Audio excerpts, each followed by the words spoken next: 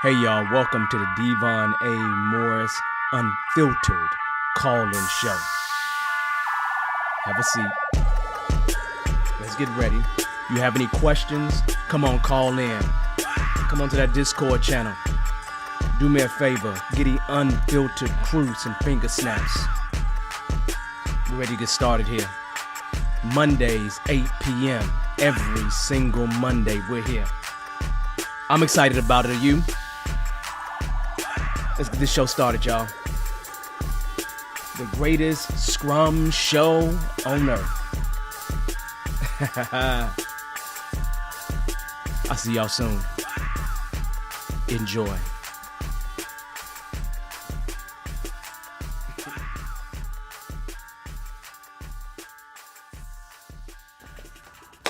Hello. How is everyone doing? Hopefully everybody's doing great. Let me look at my levels. Look like everything is good on my side. If you don't know me, my name is Devon Morris. I am a certified Scrum trainer, enterprise agile coach, board certified coach, a lot of other things. I own a business called Bearded Eagle. I'm just here to answer questions about Scrum, agile, entrepreneurship, those kind of things, and we do that on the Unfiltered Call-In Show. Well, here's the deal. Our topic today is going to be this right here. Agile everywhere, transform non-IT teams. The past 2 weeks, at least last week, started this couple topics because I'm getting a lot of questions about agile outside of or beyond software, and how to deal with non-IT teams. So these are two topics that I need to talk about, just to kind of move it forward and have places to direct people to get some questions answered, just in case they're diving on this journey. So it is for people that need to this kind of delving into this to some degree, right? Now, what usually happens on the show, for those that haven't been around, we just answer questions. First, we start off with about 15 to 20 minutes talking about a particular topic. And then what we do is we open the floor for any questions. If there are questions, we stick around and answer questions. If there are no questions, then what we do is we just go ahead and shut it down and then come back next week to do more of the same, right? We're here every week except holidays. So we stay away from holidays because I don't want you here. I'd rather for you to spend time with your family, right? And then other than that, man, things are good this week, man. I would say to you, just being fully transparent, my some of you may have known that my aunt was living over here with me and my family, and she had stage 4 cancer. She passed away last week. And we had to go through that whole family thing last week. She's off to a better place. We did everything we could do for her. She passed away in her sleep. That's really what happened last week. And so getting the family through all that stuff, and then I had to travel, do a 1-day trip to Indianapolis to go see my daughter at school, so she received some big award. So it's just been a super emotional, busy time.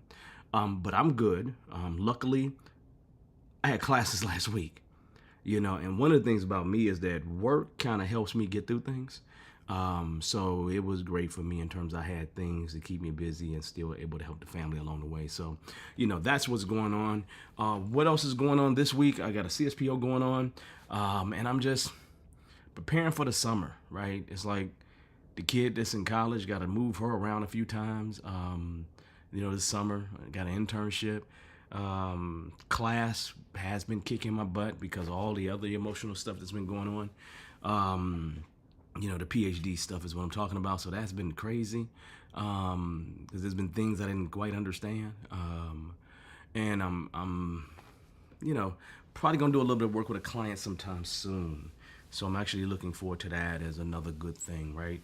As I always tell people, always look for at least a client to go into every single year to do some real work with, to keep them, keep sharpening the iron, right? And so that's all it's really been. It's been really nothing more than that. Just busy times, goodness, when you've done everything you're supposed to do, you really can't complain at that point, right? You've done everything that you are realistically supposed to do. So it's always a job well done is the best way I can put it, right? So yeah, so I'm actually pretty good, y'all. I'm actually pretty good. So thanks for the condolences. I really appreciate it. And do me a favor, you're here. If you're on LinkedIn, come on over to YouTube. That's where we interact at. I know I pulled up LinkedIn this time. I don't see any comments over there, but just want to double check and let you know to come on over on this side if you really want to get involved and ask anything, right? And again, I'll say thank you for the condolences. I appreciate it. It was a tough time last week, but this is a new week, and I started this week off in a powerful way, super productive, right? Getting things accomplished, knocking things out the park. All right, so that being said, here's the deal. Let's go ahead and get at this other piece of this topic, right? Last week, we kind of talked about some of the places where we see Agile at, right? And we'll mention that a little bit here, but what I want to talk about is the actual thing of transforming non-agile teams, non-IT teams, right? Because classically we see Agile within the IT space, Scrum, Extreme Programming, Kanban. It's classically IT-ish, right? So our topic for today is Agile everywhere, transform non-IT teams. That's the key today. Let's talk about that. A lot of you all know, at least in my experience, I have used Scrum outside of IT on many occasions in what I'm going to call production environments, so inside of clients, right? And then personally, it's an all the time thing for me. So, but inside of clients, I've done that several times and have had good results, learned a lot from it. And I'd like to kind of impart some of that knowledge onto you today. Well, in terms of that, non-IT teams is always an interesting place to go because there are ways that non-IT teams think that is just not the same way as IT teams. And so bringing this Agile thing around is kind of interesting, especially when they're not used to that kind of stuff, right? So what type of teams we're talking about? A lot of times, in my experience, the non-IT that I've had to deal with has been non-IT departments more than anything else. So inside of larger organizations, it's been, human resources, legal, but that's been rare, marketing, finance, operations, and been classic places that I've seen, kind of this non-IT kind of Agile blend happen. Now, this to me has become more and more popular, but in production environments, this is what I see. Now, the good thing is that everybody can benefit from the core tenets of Agile inside of an organization. Flexibility is one of those things.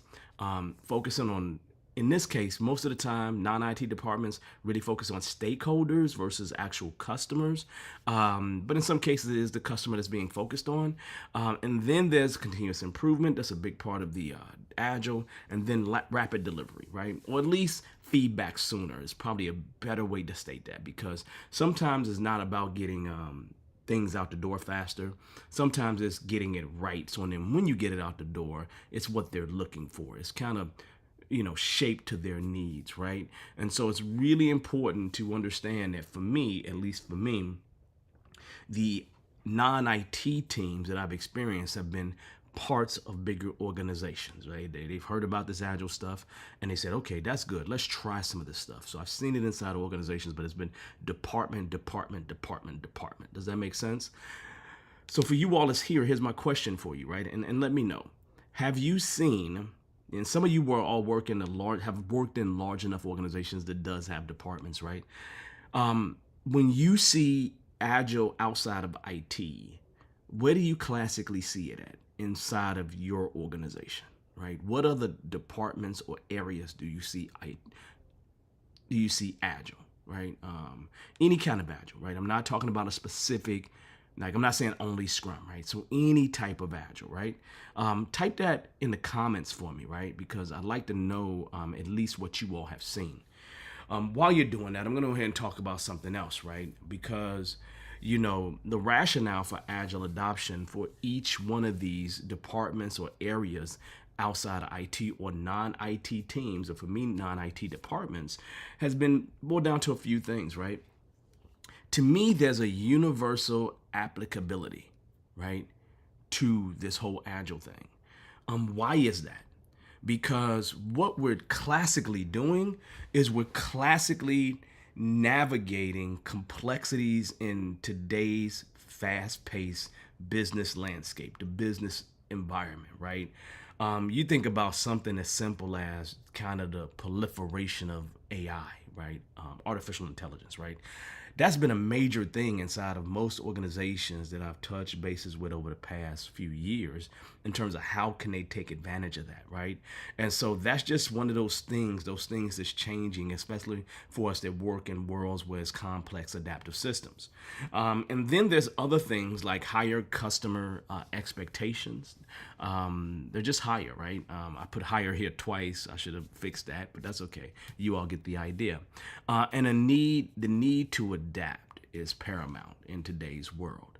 And the thing about Agile that's really, really amazing is that Agile encourages responsiveness to change, which all of these whys point toward change, possibly, right?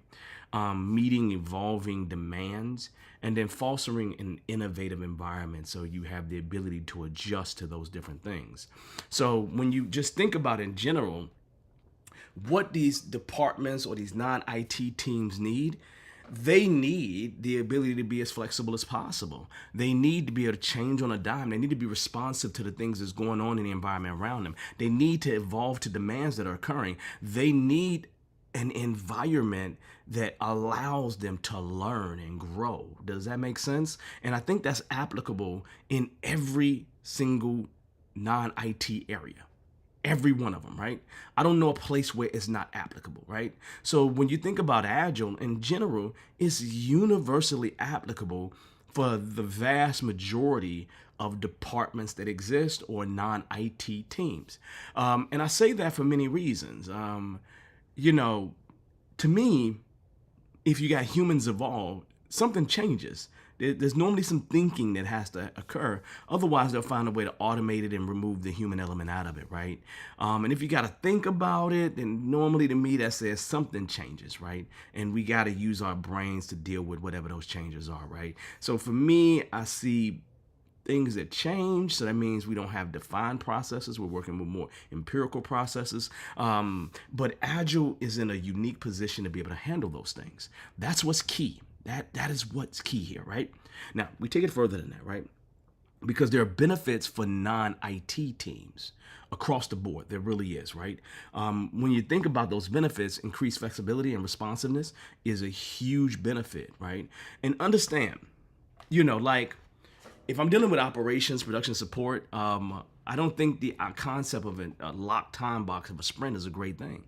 But Scrum is not the only method out there, right? It doesn't mean that you don't have a method that's still agile, or you don't do some hybridization or customization of whatever that method is in order to do something that works for you, right? And so, you find what works for you for that non-IT team. Now, for me, I see enhanced collaboration and communication, higher customer satisfaction, higher stakeholder satisfaction. And I have to underline the word stakeholder because the truth of the matter is, in most areas of non-IT teams that I've worked with inside of organizations, it's been stakeholders I've been working with. They are more internal facing than they are external facing. So it's more stakeholders, and you could call it customers because they're serving an end user. But it'd be internal stakeholders or the internal customer. The ability to be more predictable with projects or products, the ability to manage risk better. Those are also benefits here. Faster time to market, greater employee engagement and satisfaction, and then continuous improvement. So when I look at these list of things, these are the same benefits that IT teams normally get. So you think about these simple benefits, and if you pull all the fancy lexicon and words and you put those things to the side, these are the same benefits that IT teams that were doing a waterfall process just kind of get once they move over to more agility, once they move toward more agility, right? So this right here is universally applicable to me. It just is. These are universal benefits in terms of this. Now, it doesn't stop there, right? Because those are just some of the benefits. But what are some of the challenges? Because I think the challenges are more unique than the benefits, right? It's almost like Agile in IT was made to fit together, right? It was born together to some degree, right? But when you start taking it out of IT, there are some unique challenges that you need to deal with. And the question is, what are some of those challenges, okay? One of the challenges that always exist is, I think, resistance to change. That's going to be a normal thing, and that happens in everywhere. So I wouldn't. That's one that is normal across the board. But this right here, a lack of agile expertise, you're going to find less agile expertise in areas that don't focus on agile. You just will.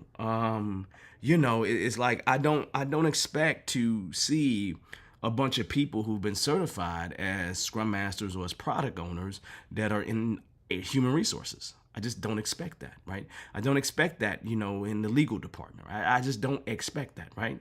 What about tools, right? What about tools? And utilizing tools and processes, right, that are more agile, that lean more toward agility, right? Integrating existing processes, I think we deal with that across the board. Scaling agile across diverse teams is going to be a little bit different, right? The type of deliverables that you have is different. What you're building is different. So it will have some type of impact. The short-term versus long-term planning, and then maintaining consistency and commitment. Those are just some of the challenges that exist. And these challenges, at least I would say half of them, IT teams have the same problems. But all of the agile specific stuff is normally where non-IT teams are the weakest. It's almost like in today's world, agile is just a part of the terminology that exists inside of organizations. And you just kind of rock and you roll with that terminology at this point, right? So the terminology exists naturally within IT. It's not so natural in non-IT environments, right? And then the words that they use for certain things do have conflicts, right? And so learning that different lexicon and figuring out how it applies is important. It's very, very important for you to really just delve back and think about here, right? But we don't stop there, because the bigger thing here that I wanted to talk about is the strategies that it takes to deal with this, right? The strategies that it takes for you to be successful at agile adoption for non-IT teams. And I've listed a few of them here, and we can talk about them, right? There are really about 7 here. And the first one here is probably one of the most important ones. Start with a pilot project, pilot effort, pilot, right? Can somebody here tell me why we would want to start with a pilot? And when you think about any teams that you work with and you're in the beginning of this whole agile thing, you typically start with a pilot, right? But why do we start with a pilot is the question, right? Throw that in the comments for me, because I like to see if we kind of agree, right? If we kind of agree on this, right? But if you don't start with a pilot, I'm real curious on what you're doing, right? There are many benefits for actually utilizing a pilot first. So and then you can actually have a greater chance of being successful with the transformation or with the change across a larger group of people, right? And in the department may be fairly small, so I get, but you still should pilot even in smaller departments, right? Some of the reasons, or at least one of the main reasons why I think about having pilots is we're going to make mistakes.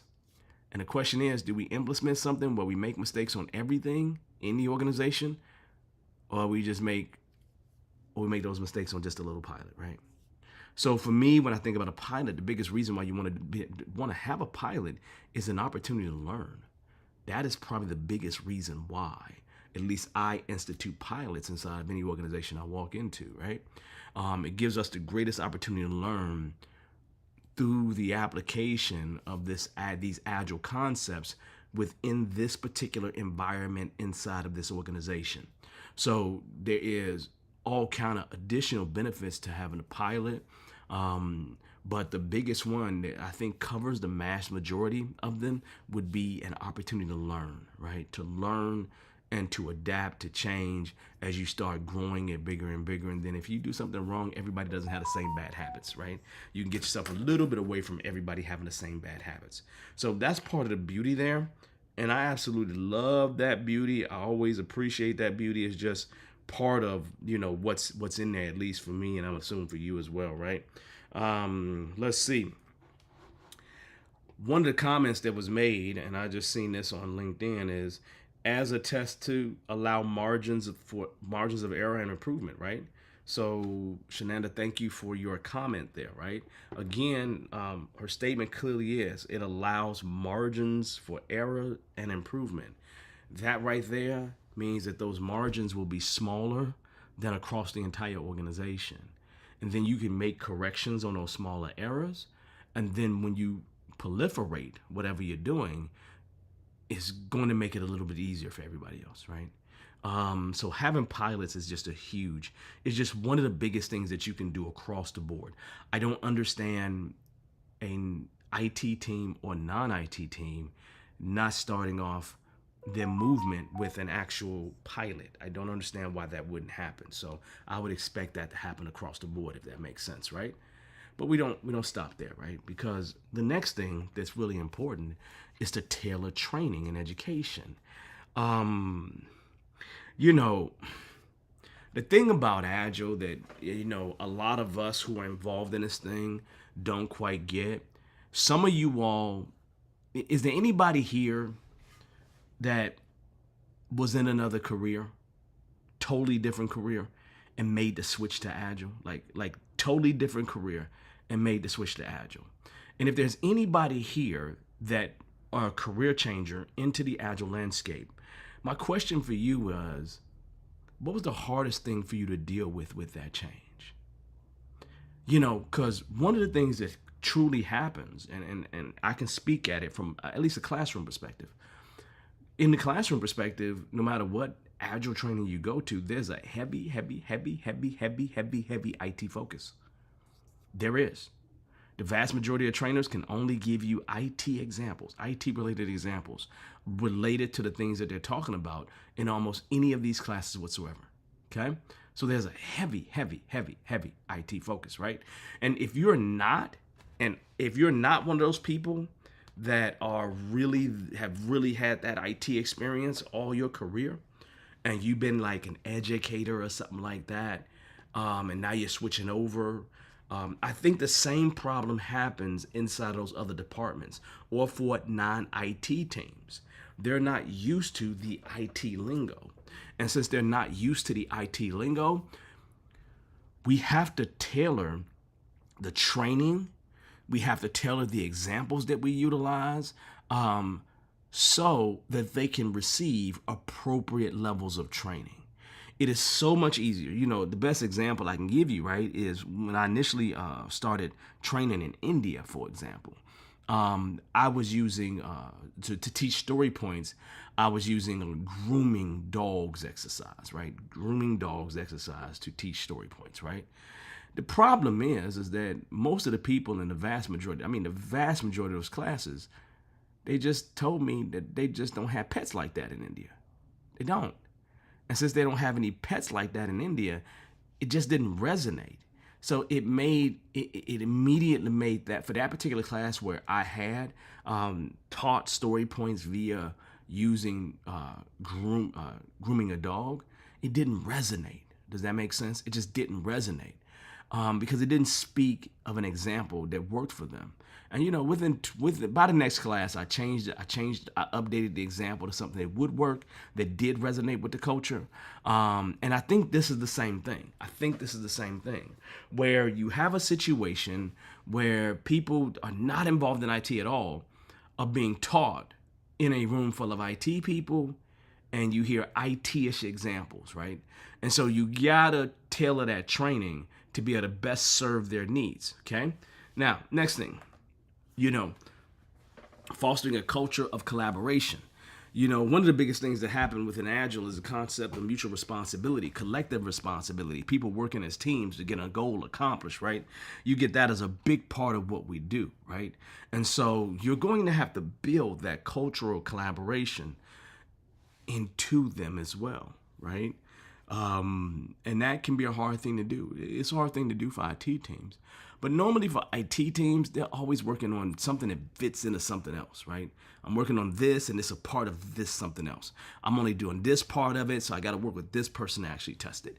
You get that need for collaboration almost automatically, within most organizations for IT teams. But that's not necessarily the same case for non-IT teams, right? So you got to foster a way to build that culture of collaboration. The next thing on the list here is going to be adapt agile tools and techniques. Probably maybe IT has a tool. I don't know.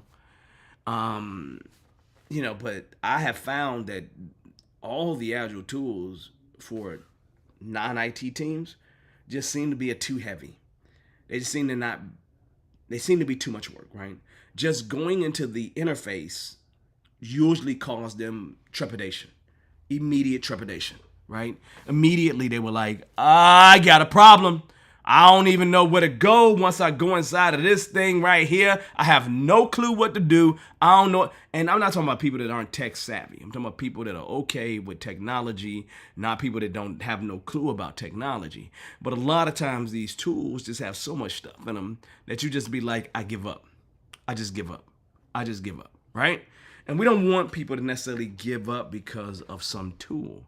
And so we have to adapt the agile tools and the various techniques that we utilize so then they can be beneficial for them. Does that make sense?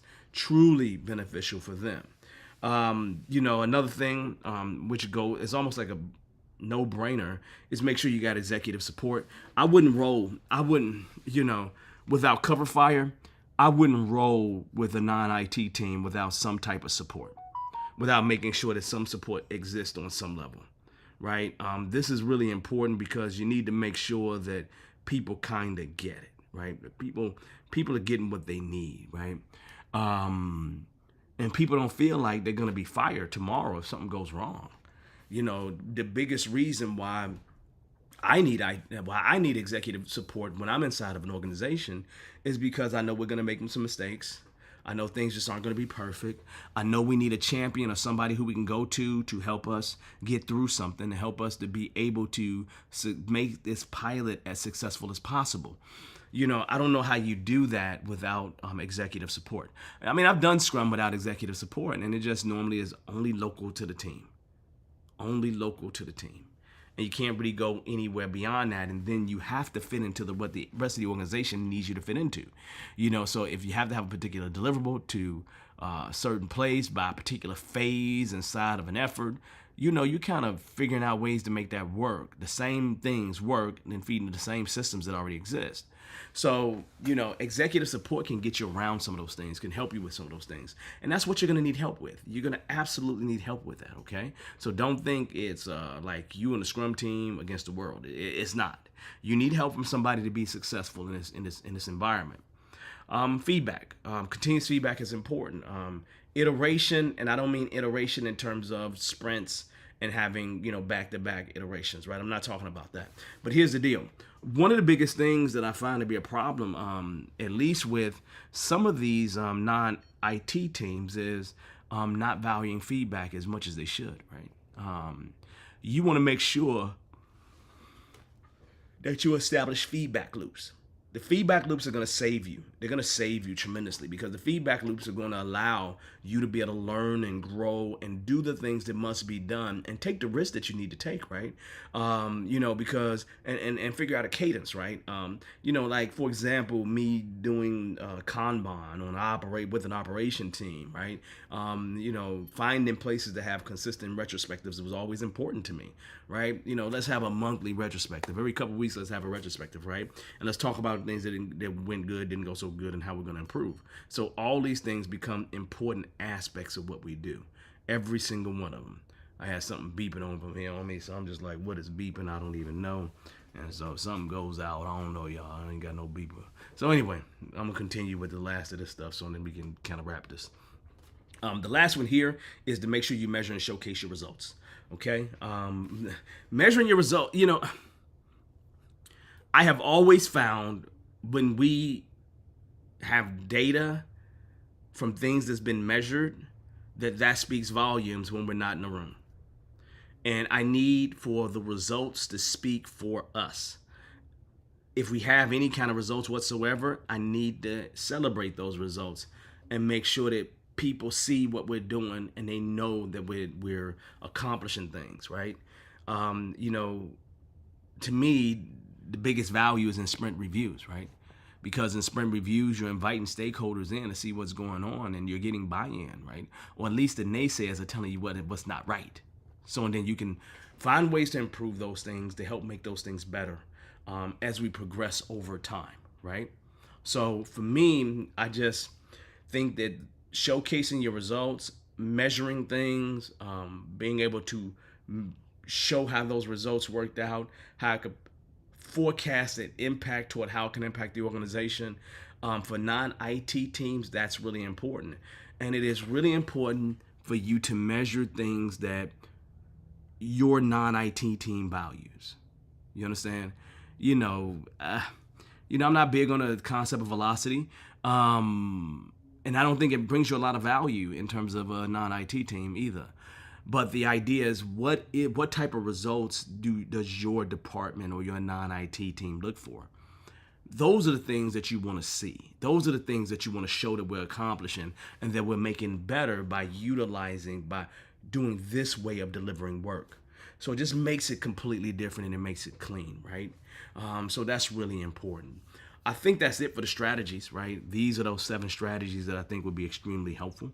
I think all of those are important, and I think these will help any non-IT team be successful, okay?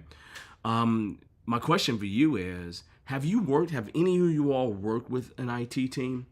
And if it was successful, can you tell me one of the strategies that you used here that made it successful? However, if it wasn't successful, what strategy here could you have used to help make it successful? That's my question, right? So it's like, what strategy could have you used? And if you were successful, what strategy did you use to actually make sure it was successful?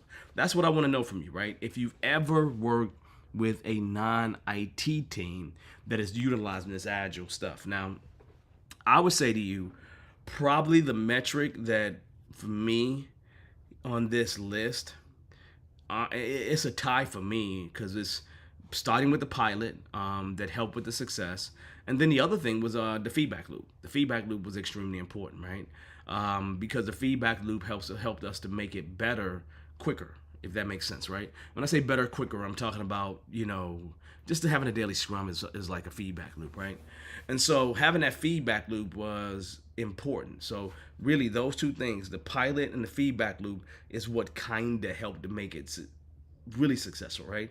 Because we're cleaning things up, we're growing, we're learning, we're all those things again and again as we're actively delivering things. So for me, that was nothing but pluses, right? But I'm curious about the strategies that you would have utilized, right? I think that's going to be about it for us, right? I really do. And here's the deal. Next week, we're going to talk about, is there a future for agile project managers? The truth is, I came in this game as an agile project manager for the most part. My first 3 jobs probably had that specific title or a variation of that title. My first 3 jobs within the Scrum space, right? Within the agile space. So this is near and dear to my heart, and I definitely would like to talk about this for us next week. And I think I'm gonna start getting role specific in our next few outings here to make sure we clear the air with several things. So on that note, we're going to go ahead and close that topic down. We're going to shut that topic down. And what I'm going to do is open the floor for questions, right? The biggest reason why we do this show is to answer your questions. Some nights we have no questions. Other nights we have a lot of questions, right? So if you have any questions, you're welcome to do one of 2 things. One, you're welcome to drop your questions in the comments.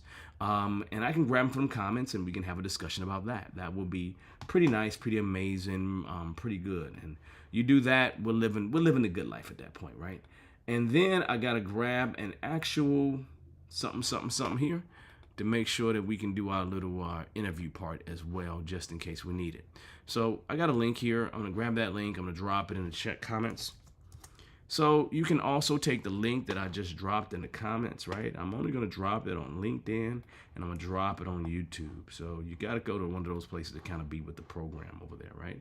So let me go ahead and drop this in both locations so we're good to go. Yeah. So I'm feeling good about that. All right. So that being said, questions that you may or may not have. You may have questions that you don't even know you have yet, right? But the idea is this is where we're at in terms of opening up the floor for questions. Let me give shout outs while I'm here because we always do this as leading into the questions. So Patrick, how you doing? I'm good, man. Thanks for the condolences.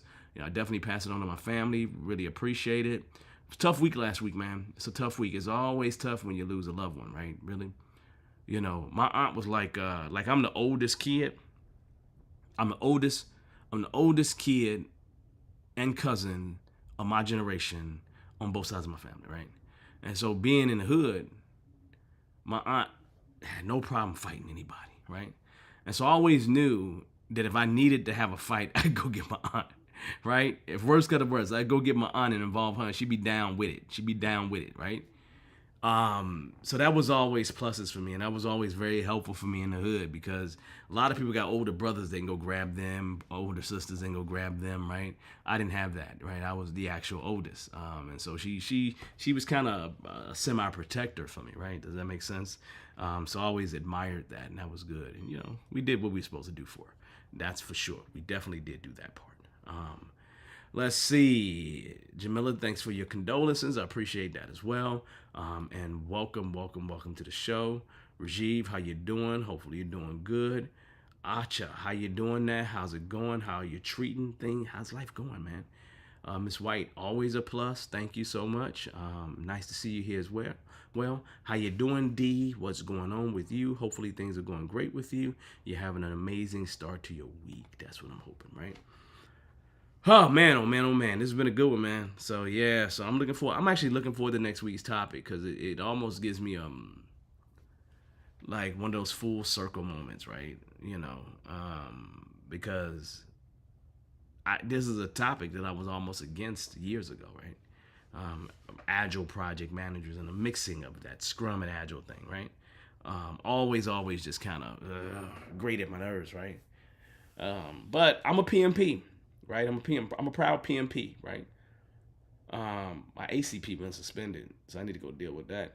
But I'm a PMP, okay? And I'm a CST, right? So, I play in both of these worlds, right?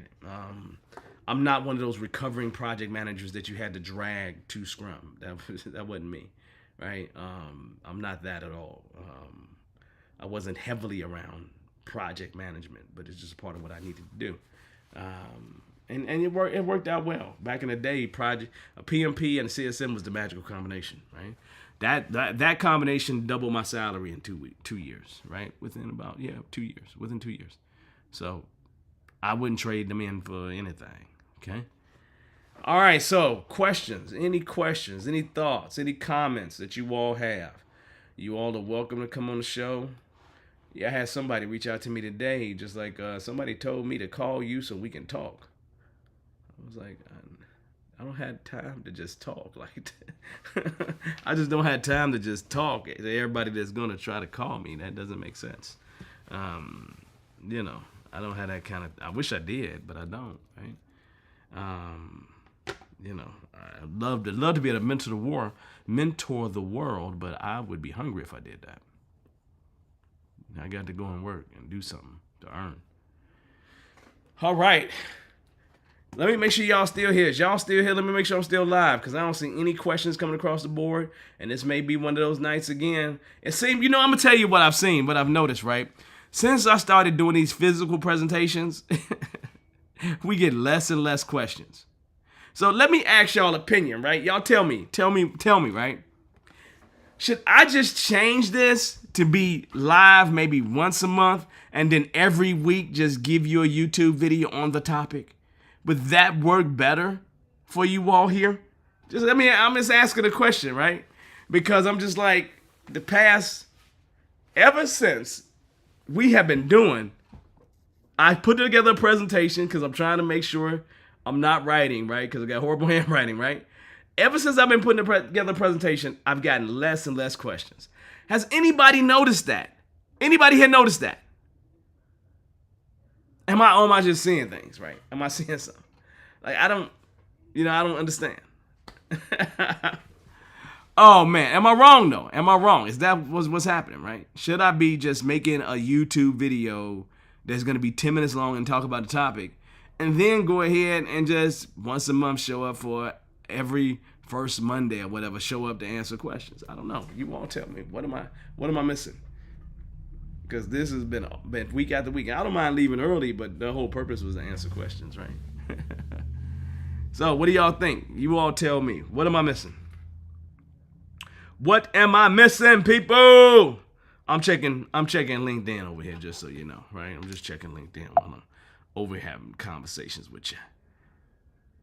Yeah, man. Ever since, I mean, literally, it's been ever since I've started doing presentations, it's changed to where nobody asks questions. I was like, do they not like me anymore? That's crazy, right? Let's see. Oh, here we go. I like what Patrick's saying here, right? They're good learning sessions, so folks take a minute to digest the knowledge. We just need to get faster at asking questions on the topic you deliver. You know, and here's the deal, right? It's one of those things where, we don't even have to ask questions on the topic, just what's going on in your world, right? Because, my objective was never to ask questions on a particular topic, just let people go wherever they decide to go. Has always been the deal. So if you think you have to ask questions about the topic, that's not the case. That is not the case, right? But I understand where Patrick is coming from. People are like, time out. I need to digest this for a minute and think about it. And I get that. I'm with that. I'm really with that, right? But the statement clearly is, you do not have to ask questions about the topic.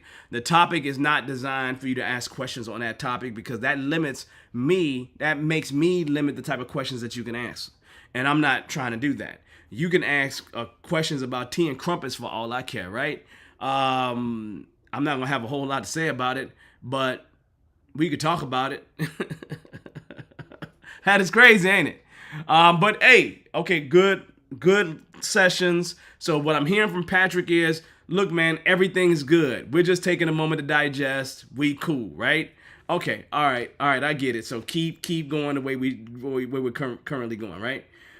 You are not wrong. However, you have given us food for thought. Okay, Miss White sees exactly what I see, right? She sees exactly what I see, right? That the questions have gone down since I started doing the presentation. But she said what Patrick is saying too, which means she two-facing me here. She is two-facing me here. She is doing a double-face thing on me like she two-faced on Batman. That's what you're doing to me. You're on both sides. You got to I'm just joking. I'm really just joking, right? I understand. Okay, all right. So I think your position is the same as Patrick's for the most part. I'm not wrong. It's just the food for thought. Just kind of causes a crater. Okay, I get it, right? Yeah, I remember folks used to bring their on the job situations. We all bang at it, and so we need to reignite that, right? And that's the key. You got to bring your job problems here, right? What's going on at work? What things are... In the beginning of the year, I was just like, okay, yeah, normally in the beginning of the year, the questions are just a little less, right? So you're right. That's the key. I want to reignite the questions that are coming from people's situations. Whatever's happening at the job or things that they're concerned about, right? I want to reignite that. So I think we're going to have to make sure we reignite that and make sure that is a true part of what we need to talk about, right? So realistically, what I'm hearing is continue the food for thought, right? Continue with the presentation style that's happening where we drop some knowledge, but find a way to reignite people bringing their real world problems for us to deal with the real world problems, right? And so it's dealing with both sides of the equation and finding a way to have both of them occur that's really important, at least for us here, right? That's what I'm hearing. Am I incorrect? I think, does people agree with me? They continue with the food for thought, right? But reignite, find a way to reignite people bringing in those real world problems to ask questions about. Is that what we're saying here? Because that's what it sounds like to me. That's what it sounds like to me. I like the topics, man. I really do like the topics, right? Because I'm getting a chance to talk about a lot of things that I don't normally get to talk about. Especially there's these non-IT teams. Like, I don't have an opportunity to really talk about those things, right? And this is stuff that people, I would say, man, once a class, people really, really, really, really, really, really, really kind of jump in there and be like, hey, what about non-IT teams? And be real serious about it, right? And so I wanted to get something there for them, okay? Okay, all right, so we got a question here. I have one. Okay, so let's talk about it, right? I have one. Just got laid off and trying to figure out the best certifications to do right now so that I can set myself up for a great position. I'm going to ask you a question. What certifications do you have first, right? Well, here's a question. I'm going to ask everybody else in the room. What certifications do you think SOSA should have right now to put themselves in a great position? Okay? I want people here to answer that question so we can mash it out with them, right? I have an opinion on what those certifications would be, but I want to hear from the room, right? So you all tell me and help SOSA out here. But here's what I'm going to say first and foremost, right? If I'm you, the first thing I would think about is my online presence. I would think about how I am presenting myself online and how I can position myself with whatever I have today to be able to get whatever position I want to have, right? And I would recommend that you attend the Brand and Land classes by John Signo and his team, so that you can get your LinkedIn together, right? And then learn how to get through the applicant tracking systems, right? The applicant tracking systems is what you want to get through. So I would say, hey, that's where I would start at if it's me, right? And then the question becomes, if you're here, you're gonna see a few things pop up in the chat in just a moment. But if you think to yourself, oh, here you just added to that, right? I don't have enough experience for a PMP yet, and so I'm looking at Camp, Six Sigma, and self-studying for JIRA. Okay, I think all those are good things. I think D asked a really good question here. What occupation did you have before you were laid off, right? Are you a career changer? Are you trying to come into this agile landscape space? Do you already have an agile certification? Because it doesn't sound like you have an agile certification. A PMP is not an agile certification. I don't know what CAMP is. Six Sigma is not an agile certification. And self-studying for JIRA, I mean, that's cool. You're learning a tool. But what if you're going into an organization that don't use JIRA, right? So being a project manager, how many years were you a project manager for is the question, right? How many years were you actually a project manager? The CAPM. Okay, I got you, right? Well, here's the question. Here's what I would add to that, right? The PMP accepts project management experience, and that project management experience doesn't have to be as a project manager. It can be in any of their knowledge areas. Okay, that experience can be across their knowledge areas, right?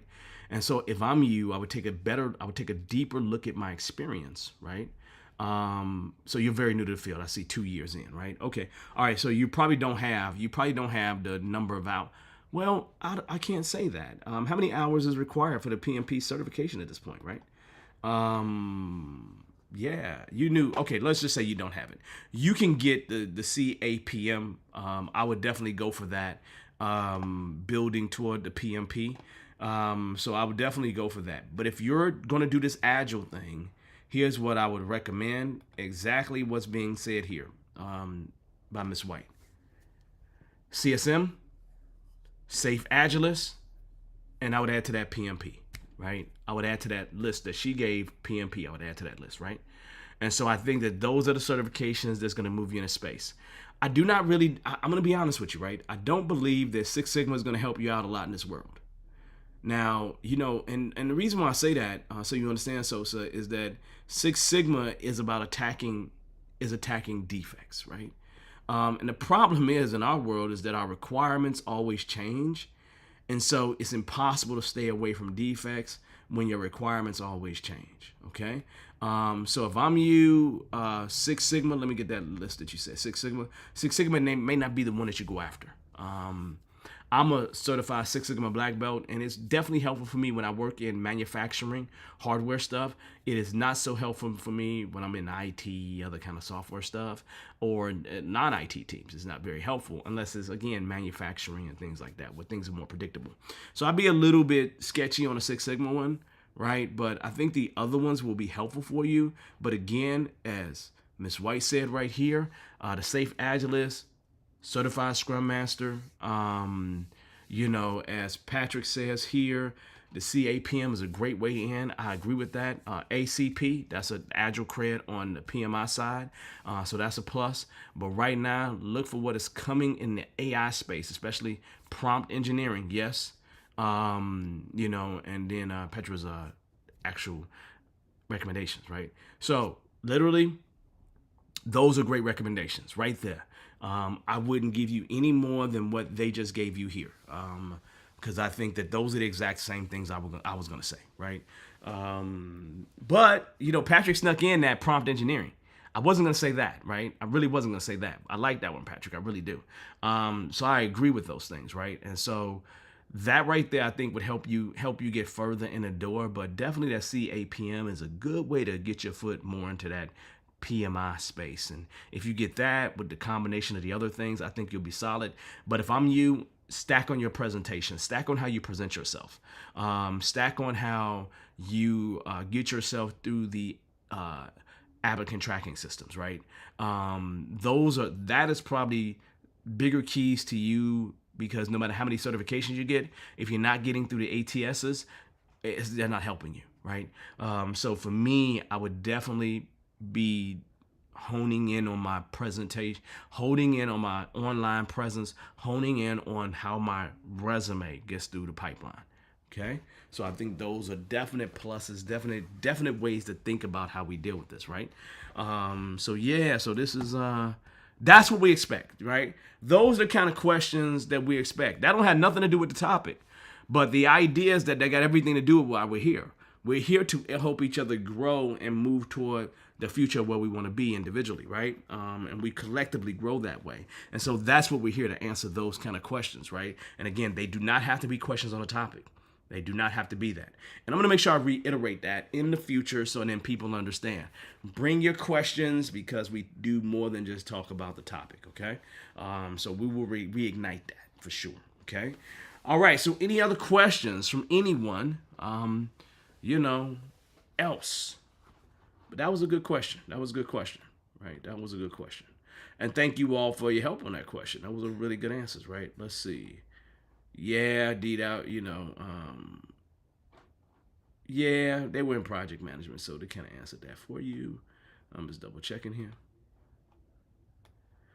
No, that was right. That was timely. So thank you for stepping out there, Sosa. A lot of people be afraid to kind of ask a question, and that's what we're here for. I mean, the best place to make mistakes is here, like literally. I mean, so, if you're going to make a mistake, make it here. Make it here. Make everything else better for yourself, right? So that's pluses. All right, so then I don't see any other questions, so we're probably going to shut it down. That's what we're going to do. We're going to shut it down. So that being said, I want to thank everybody who offered up answers. So that's what I want to see more of, us reigniting those questions that are coming in. So then we can at least cover that, and we'll continue with the presentation, but we will make sure that we reignite the questions, right? That's where the pluses come in. That's where we have the most fun, right? So on that note, I'm going to say thank you to everybody. This has been a pleasure. Our next week topic, again, is there a future for Agile project managers is our next week's topic.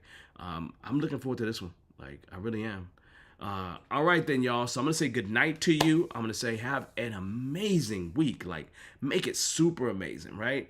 And if you need something, definitely reach out. Always appreciate you, Patrick. I love the fact that we're doing good work here.